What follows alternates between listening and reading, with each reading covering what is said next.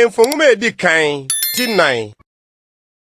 Na ohene Salomo di Israel nyinaa so hene. Na yeni mapoma owo. Sadok ba osofo Asaria. Sisa ma Elihoref ni Ahia ni atwerefo. Ahilud ba Yehoshaphat ni wasenkaefo. Yoada ba Benaya di edom so. Na Sadok ni Abiata di asofo. Natan ba Asaria di tuo sohwefo so.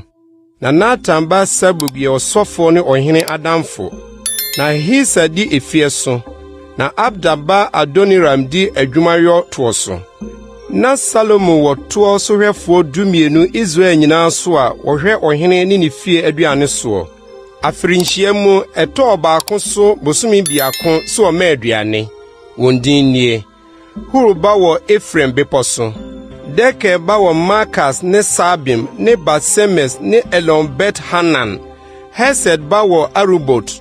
Ni diani Soko ni Hefa asase nyinaa. Abinadab ba wo Nafat do nyinaa. Oware Salomo baba Tafat. Ahilud baba wo Tanak. Ni Megido ni Betsia ewo Seratan nchemu nyinaa Yesre ase. Di free Betsia kodru Abel Mehora de ko Yokmia echi. Geba ba wo Ramot Gilead. Ni diani Manase ba Yer atnaya ewo Gilead no.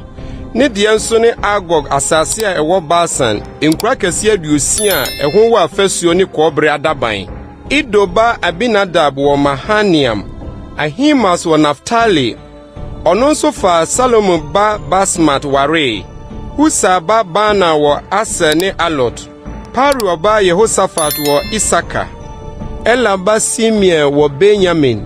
Yuri ba Geba wo Gilead asase so. Amorifo hene Sihon ne Basan hene Og asase so. Na tuo sohwefo baako na owo asase no so. Yuda ne Israel dɔɔso sempo ano anwea dodo. Wodidi na wonom na wanigye. Na Salomo di ahenie nyinaa so frasubonten Eufrate ano. Kosi Filistifo asase so ni Misraim hye so. Wode ayede ba na wosum Salomo ne nkwana nyinaa. Na Salomo dakoro aduane ne asikyire sampa kor aduasa. Ni ayuo sam sukura aduosia. Anantwi a wadrodru ni adidibia nantwi aduono ni nwan wo ha. Esono afrotia ne nowa ne awansane ne noma a wadore. Na odi asubonten no agyaha ahemfo a wowo asubonten ne fa ha nyinaa so tumi. Fri Tifsa bedru Gasa na wonya omanwe na fa nyinaa hyiae.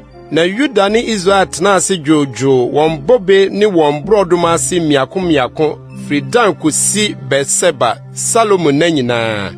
Na Salomo wo aponkodan empem aduanan manenti ase enam ne aponkofo empem dumienu.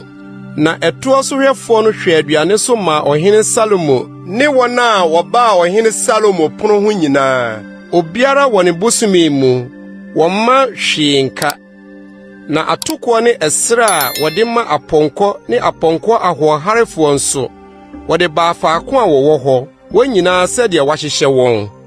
Na onyankopɔn ma Salomo nyansa ne nhunumu bebree pa ne akoma a emutre sempo ano anwea. Na Salomo nyansa dɔɔso sene apuei ma nyinaa nyansa ne Misrim nyansa nyinaa. Na wonim nyansa sene nipa nyinaa. Osene Ezra hini Etan ne Herman ne Kako ne Dada woye Maher no. Na ne din tashi amnama nyinaa mu hyiae. Na obubu me empensa. Na ne nnwom ye apem ne nnum. Na okasa nnua ho firi twiniduru a ewo Lebanon so kosi adwera a efifiri ofasuo mu so. Na waka mmoa ne noma ne wone a wowia ne mpata ho asem. Na amnama nyinaa mu bi ba sɛ wɔrebetie Salomo nyansa. Wofiri asase so ahemfo a wɔte ne nyansa no nyinaa nkyɛn bae.